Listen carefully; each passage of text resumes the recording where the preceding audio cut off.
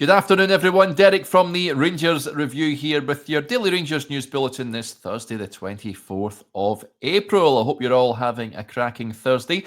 Lots of Rangers news doing the rounds. It was a busy old evening yesterday. Bits and pieces coming out from that fans forum with Patrick Stewart. We've got a new sporting director, the change of kit supplier, and the US Consortium and Rangers releasing a statement today. We've got transfer news to get our teeth stuck into, so plenty to get into. Before we do that, a quick word for our podcast sponsors, S1 Jobs.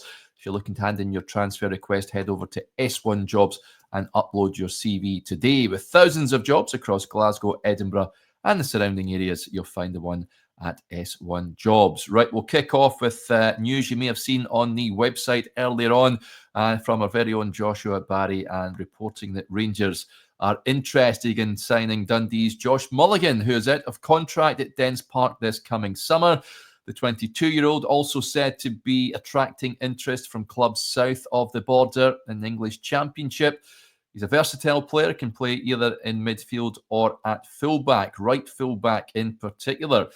He's been capped 10 times for Scotland under 21s. He's came through the academy at Dundee.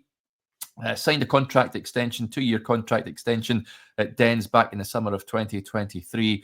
But he looks to be on the move. And could Ibrox be his destination if he moves down to Govan?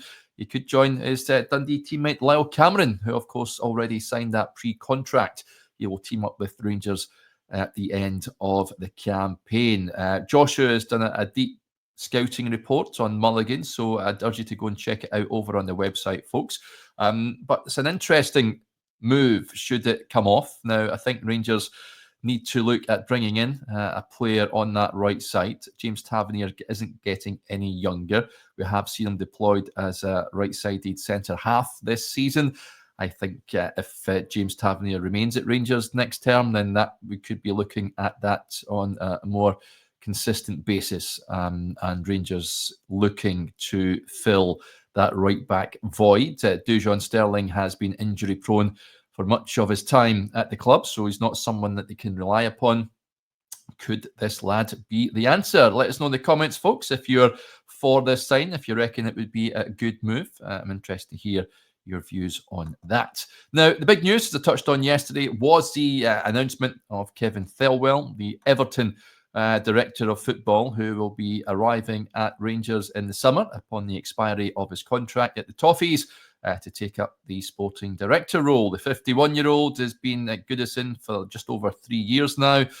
Previously worked at New York Red Bulls as head of sport, as well as sporting director at Wolves. And he will be joining Rangers. That was confirmed by the club yesterday. He becomes the first sporting director at Ibrox since Ross Wilson departed back in 2023. And speaking about his appointment, Thelwell said, "This is a huge honour for me to be joining a club with the size, stature and expectations of Rangers. From the first conversations, it was clear to me how ambitious the club is, and I'm excited to play a part in shaping its next chapter. I know how much Rangers means to so many people, and that brings both responsibility and motivation. Rangers needs to win. That's the bottom line. There's a strong foundation already in place, and I look forward to working closely with the teams across the men's, women's and academy programmes to build something that delivers consistently. Of course, there's important work ahead, especially in the men's first team structure, but we'll approach it with energy and purpose. While change takes time, I'm confident that we can make real progress. I can't wait to get started." So it certainly comes with a decent track record. If you want to learn more about his time at Everton, I caught up with a podcaster down there, James Pendleton, who spoke to me a little earlier on about his time at the Toffees and how he's got on. Certainly, as according to James, he's someone that did a good job at Everton, sometimes in difficult circumstances. So do go and check that out, folks, if you've got a bit of spare time. It's over on the YouTube channel right now. Moving on, Chris Boyd has been speaking about the takeover at Rangers, and he's warned that the boardroom revolution will count for nothing if the club once again fails in the transfer market this summer. He insists the key to Rangers reclaiming domestic superiority lies not in the boardroom, but in the quality of players brought in. He also praised Barry Ferguson for galvanising the supporters since taking over from Philip Clement. Speaking to Sky, says Barry's come in and done a reasonable job. The club was really struggling. Usually with football clubs, you just look at the results and think that it's not all great, but having spoken to people in and around the training centre, in and around Ibrox, it's a far better place to go, and I think that's down to Barry Ferguson and his staff going in there and giving the place a lift. That's not a guarantee that it gets you results on a Saturday, and that's been shown. But I always felt that Barry would have that 8 weeks to go and try and get everybody back on side. There's going to be a takeover. That's going to be announced any day now, and they've been linked with a new sporting director. So this was before Thelwell was appointed. You would imagine it's going to be all change in the summer, but I'm fed up saying it. The recruitment over the summer for Rangers Football Club is going to be crucial. I think there'll be a new manager coming in and obviously new owners. So it's even more crucial that with the change that's going to happen at the top, that you get the right players in over the summer to allow you to compete with Celtic over a full season. One-off games, we've seen Rangers can compete with Celtic, but the consistency or lack of it that Rangers have shown this season has been alarming, especially in the league. Everyone will look to the Europa League run and getting to the quarter-finals. It's a fantastic achievement, but your bread and butter is domestic football, and Rangers have failed on that from this year again. So that's what Boyd had to say.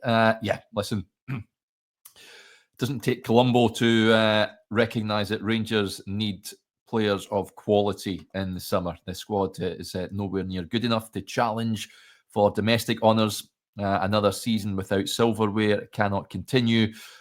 So let's hope that the recruitment is good. So of course, Thelwell coming in is key to that. Rangers have addressed the sporting director issue. Can they go on, bring in a manager of repute that will guide Rangers to the title again? That is a big question. Speaking about managers, Scott Arfield has had his say, and he says that it would make sense to bring back Steven Gerrard. Now, he's given an interview to the Daily Record. He says, I would have no reservations about bringing Steven back. As much as there were some dark times during his first couple of years in charge, I think there was an air of inevitability that it was going to click at some stage. I felt that because of the way he worked, the way he made demands of the players and the staff at the club. I was always impressed by the way he added to the squad bit by bit. The group got stronger and stronger and stronger, and that culminated the year we won the league with the signings of Kemar Roofe, Cedric Eaton, and Leon Balogun. The frustration the following season was the fact we didn't make the further signings required to move the team on again, and perhaps that's what's led Steven to make the decision to leave. But I'd like to see him return. Interesting stuff there from Scott Arfield on Steven Gerrard. We've spoken about him before and about him leading the way in the betting odds with regards to who will manage Rangers next season. He's someone that splits opinion, it's fair to say, Gerrard, that's for sure. But we'll wrap up there for now. That's just some of the news doing the round. So plenty to look forward to, I guess, if you're a Rangers supporter. The other bit of news that came out after the kit leak, you could say, and it was murmuring away for some time, is Umbro taking over from Castore. Now, Patrick Stewart, the CEO, confirmed that switch at the Fans Forum last night. So Umbro will be back on the Rangers jerseys from next season, taking over from Castore. And, of course, the two brands are linked. The move coincides with Castore announcing it secured the exclusive Pro Team Sports license for Umbro in the UK, Ireland and key international territories. So that agreement allows Castore to manufacture and distribute Umbro's elite performance kits. So meaning the new Rangers deal will remain within the Castore network, but under the iconic Umbro branding. So there you go. Rangers return to Umbro for the first time since, we're going back a wee bit, 2012, 2013. And then they moved to Puma, didn't they?